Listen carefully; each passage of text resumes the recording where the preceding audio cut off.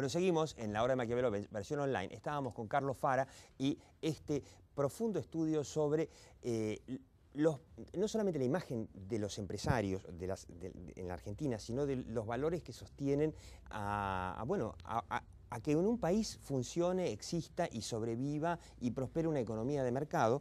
Y bueno, le recuerdo que habíamos preguntado, la última pregunta siempre es sumamente interesante, que le preguntaba a la gente qué haría si ganara $1 millón y que hace 10 años, cuando todavía estábamos más pegaditos a la década de los 90, con perdón de la palabra, como dice mi amigo Willy Cohen, la gente, si ganaba $1 millón, la más frecuente respuesta era poner una empresa, ¿no? Hoy nadie pone una empresa y la respuesta es me lo gasto, ¿no? Y también le preguntamos cuál es el sueño de su vida, ¿no? En lo laboral. Tener su propia empresa o negocio para no tener más jefes, que ese es uno de los motivos por los cuales muchos ponen una empresa, o tener un trabajo estable, bien pago, haciendo lo que le gusta. Y fíjese qué interesante, ¿no? El tener su propia empresa se va para abajo y tener un trabajito bien pago que se encarguen otros de pagarme el sueldo es la que predomina. Sí, ha habido, digamos, bueno, entre eso, más el dato que comentabas antes, me parece que en general el tema, digamos, de tener una economía, digamos, con un empleo importante, lleva, digamos, a que la gente se pueda relajar, digamos, un poco más, porque supuestamente el trabajo lo vas a conseguir. Pero en Estados Unidos ¿no? vos también tenés un nivel relativamente bajo de desempleo, sí. Por más que se preocupen los yanquis, tienen menos de 8% de desempleo. Sí.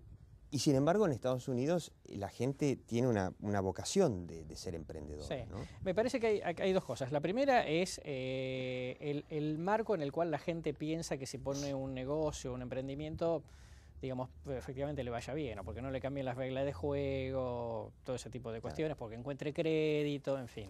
También me parece que tiene que ver con, bueno, el hecho de que si vos te quedás sin empleo en Estados Unidos, vas a un seguro de desempleo que te obliga, digamos, a moverte muy rápidamente para conseguirte el empleo. Claro. Mientras que el sistema, digamos, de indemnización en la Argentina, si estás en blanco, es verdad, y en los países europeos, digamos, esto es mucho más duro, tenés un margen bastante grande como claro. Para estar. Con lo cual, me parece, digamos, que de ese punto de vista, probablemente, digamos, haya una cosa de mayor achanchamiento, por así decirlo. Claro, como que quédate tranquilo, sé un buen empleado, ¿viste? Y que te paguen un buen sueldito, que se preocupen los otros.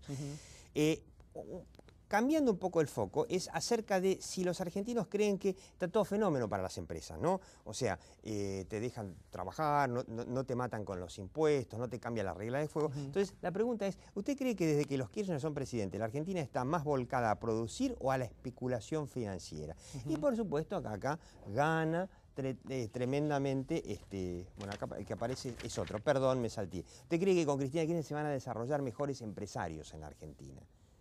La gente cree que sí. Sí, pero también es cierto que eso lo empezamos a preguntar en el 2005 y fíjate que en el 2005 los que decían que no eran el 20% y ahora son el 37%, o sea, prácticamente el doble, ¿no? Claro.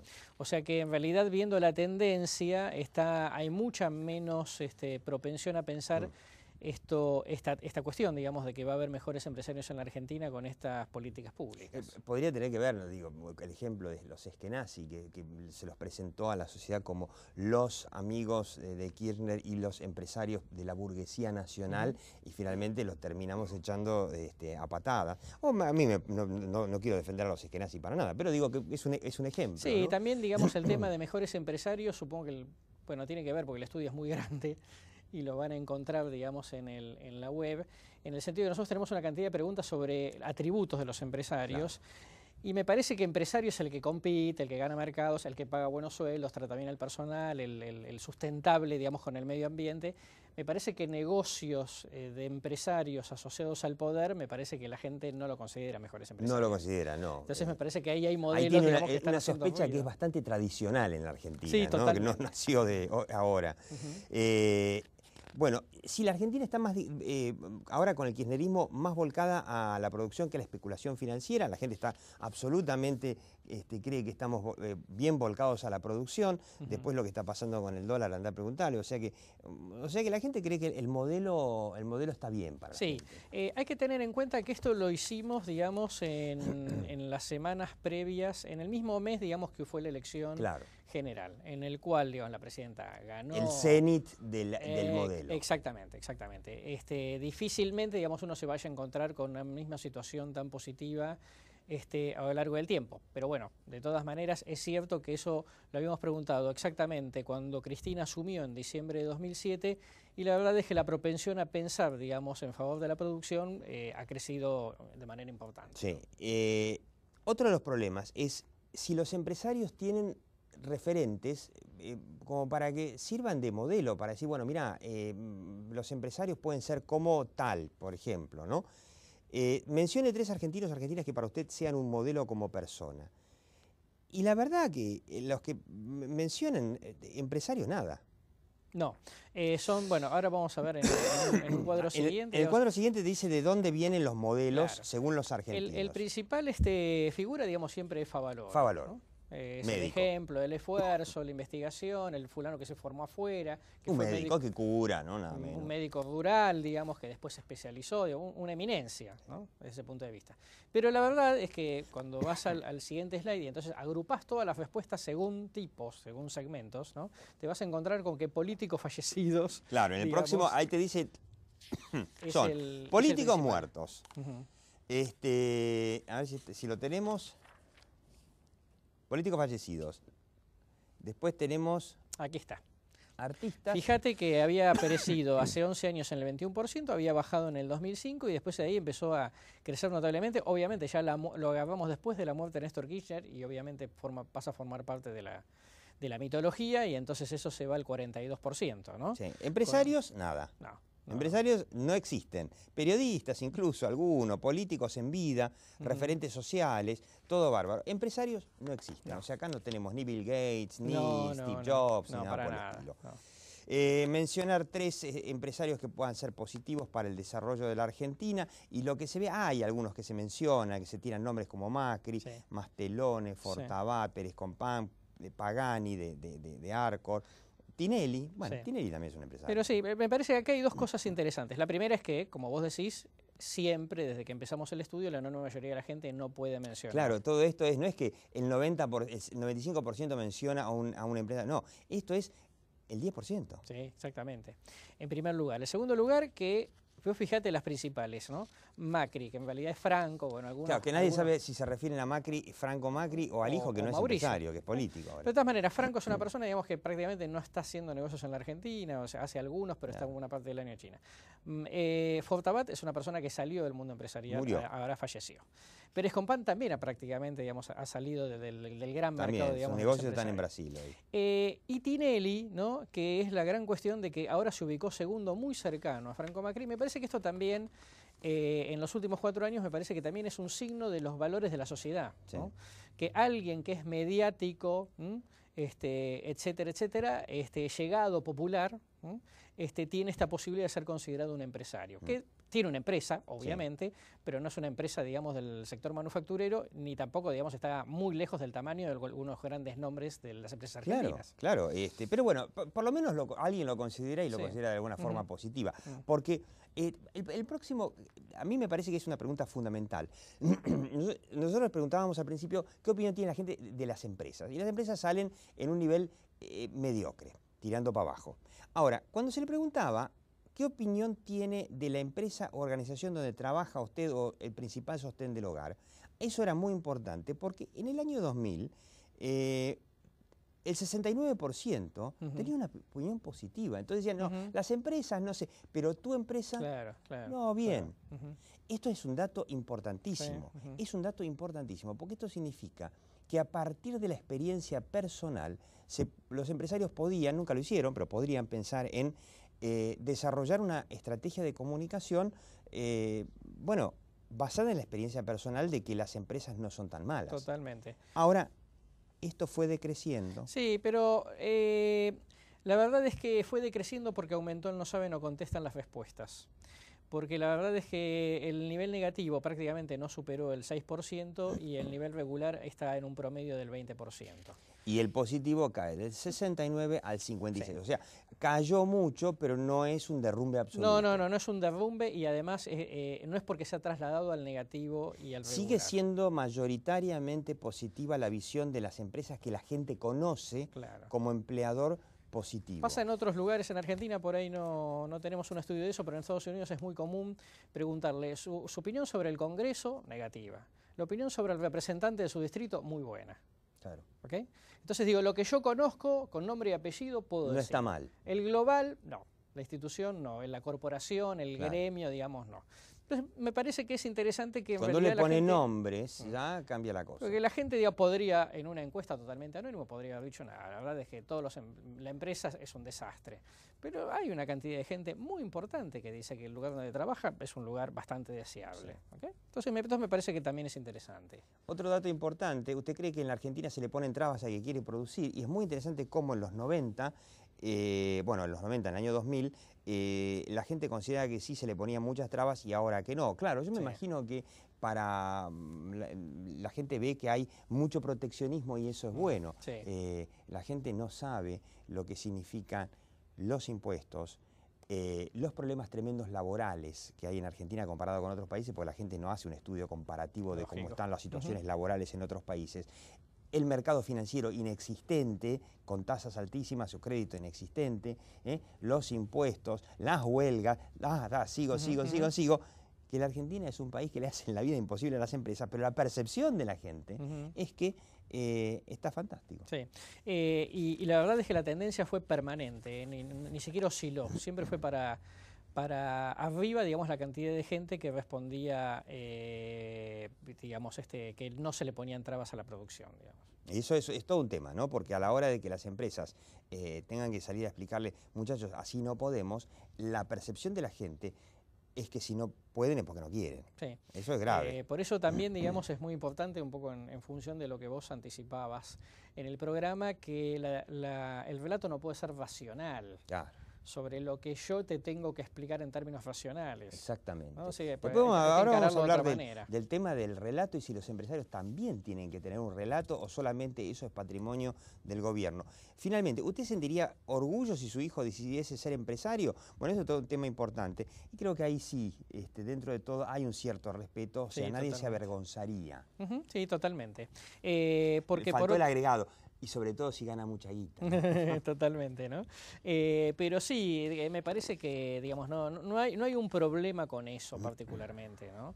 Me parece que en todo caso lo que uno, digamos, en el estudio va a ver también es qué considera, digamos, un buen empresario, ¿no? Y el tema es que pague buenos sueldos, que trate bien a la gente, que cumpla con la ley, etcétera, etcétera, ¿no? Claro. O sea que el aspecto humano es como muy importante, más que el tema innovador, ¿no? Pero por eso, digamos, también el tema de los modelos de los países europeos continentales. Claro, sigue siendo en suma, si uno suma Suecia, Alemania, sí, suma ese es el la mayoría. Más grande sin duda. Sí, sí. Y para terminar, una encuesta que ya la tuvimos acá es ¿quiénes son los culpables de la inflación? Tema fundamental, sobre todo porque la inflación se está acelerando y probablemente en los próximos meses se acelere más todavía. Y el gobierno es experto en encontrar y señalar a otro culpable, ¿no? Macri tiene la culpa del subte, y los empresarios van a terminar siendo obviamente los culpables de la inflación, a menos que se les ocurra salir a decir lo contrario. El 74% de la gente cree que son los empresarios los que fijan los precios, los que tienen la culpa. Está bien, uno puede decir, ¿qué les pasó a los empresarios? Vení. ¿Qué les pasó a los empresarios? En los 90 eran macanudos, no subían los precios, y ahora suben los precios todo el tiempo. Bah. Pero más allá de eso, es todo un tema, y ahí viene mi pregunta, ¿no? El relato, ¿no? Yo quiero que vean a Carlos Fara en la revista Imagen, a ver si podemos verlo, plantea que, ahí está, a los empresarios les falta un relato, ¿no? Plantea que no solamente el gobierno tiene que tener un relato, los empresarios también. Sí, totalmente. La verdad es que todos tienen que tener un relato, ¿no? Pero lo cierto, digamos, es que hay espacios, ¿no? Lo comentábamos en la nota, de valores dentro de la sociedad que efectivamente se pueden, digamos, sobre los cuales se puede hacer hincapié para poder instalar un relato alternativo. No solamente al del gobierno, digamos, en términos generales, a lo de los sindicatos, digamos, a lo de las ONG, etcétera, Un etcétera. ejemplo, hablando de los sindicatos, es huelga en el subte. Huelga en el subte. ¿Quién habla? Los sindicalistas. Que no pagan, que esto, que el otro, que nos da tendinitis. Ahora sí salió Gustavo Pedacci, el vocero del Grupo Rollo, a reclamarle a Macri que se siente en la mesa. No sé qué cuerno tiene que ver Macri en la mesa, más allá del interés de que los subtes funcionen, por supuesto. Pero en la mesa de una paritaria se sientan normalmente empleados y empleadores. Pero bueno. Y Carlos Fara dice un relato. Ahora, ¿el relato tiene que ser un invento? ¿O puede ser, o se puede encontrar un relato que no sea invento y que funcione? No. Digamos, el relato no puede ser un invento. Lo que tiene, digamos, que claramente tiene que estar anclado en algunos datos de la realidad, por lo menos los datos percibidos, ¿no?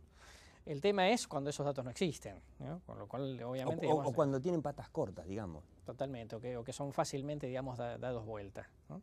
Porque básicamente de lo que estamos hablando es, con un relato, digamos, estamos hablando de una visión de cómo ver una serie de hechos, ¿no? No el tema de inventar un cuento como si fuera un cuento para chicos, claro. Eso desde ya.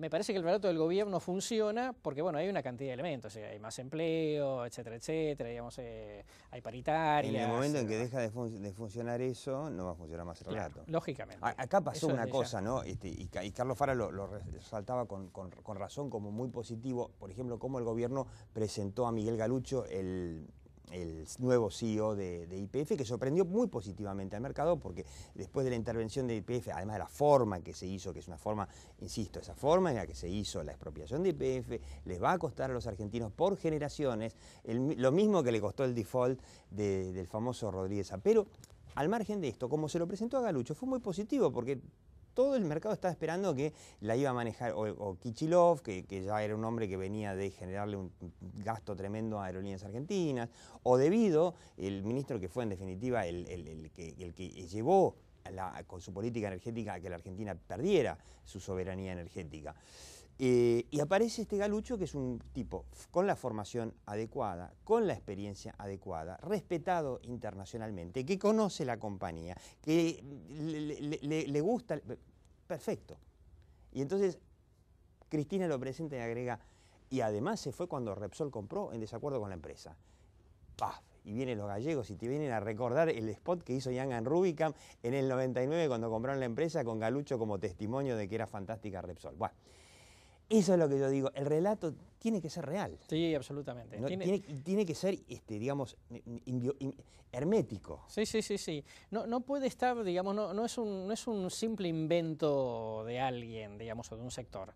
Efectivamente, digamos, por eso hay que analizar primero cómo perciben los públicos al propio sector, una empresa, un político, etcétera, etcétera, el gobierno, para a partir de eso poder armar un relato en donde la gente le resulte creíble la lógica de razonamiento con el cual uno se lo exprese, ¿no? Porque uno siempre todos hacemos como seres humanos, digamos, un recorte de la realidad. El relato también es un recorte de la realidad. El recorte de la realidad que le conviene a cada uno. Pero de todas maneras, el tema es que tiene que haber investigación previa. No es un invento de guionistas de TV, digamos. Claro, una de las cosas que yo me planteo es si los empresarios pueden, por ejemplo, plantear cosas a través de un relato, como por ejemplo, no somos culpables de la inflación. Hay una política económica que es la culpable, pero tienen que salir a hablar. O necesitamos reglas claras y permanentes para poder invertir y hacer un cálculo que nos dé para sacar nuestra ganancia. Nadie invierte su guita si no es para ganar. Nadie. Y cómo hacer un relato que funcione y que no enoje al gobierno. Nosotros tenemos, antes de irnos, quiero darles un argumento importante por el cual usted se va a meter en el site, arriba a bajarse la nota de tapa de este número de la revista Imagen, que es que tenemos un debate muy interesante entre los empresarios mismos, ¿no? Acerca si los empresarios deben salir a la opinión pública, ya sea a quejarse, a plantear su visión o a generar su relato o no, o deben callarse la boca y dejar al gobierno que mande y que haga las cosas como mejor le parece. Por ejemplo, acá lo tenemos, Eduardo Ornequian es uno de los empresarios más importantes de la Argentina, si no el más importante prácticamente hoy, Aeropuertos Argentina 2000, bueno, construcciones, en fin, muchísimas empresas, está en contra, por ejemplo. Y Juan José Aranguren, el famoso presidente de Shell, que fue el único que se le plantó a Néstor Kirchner, con el famoso boicot a Shell, porque no le gustó que Shell subiera sus precios, diciendo que está a favor de que los empresarios deben salir a hablar, deben salir a trabajar sobre la opinión pública.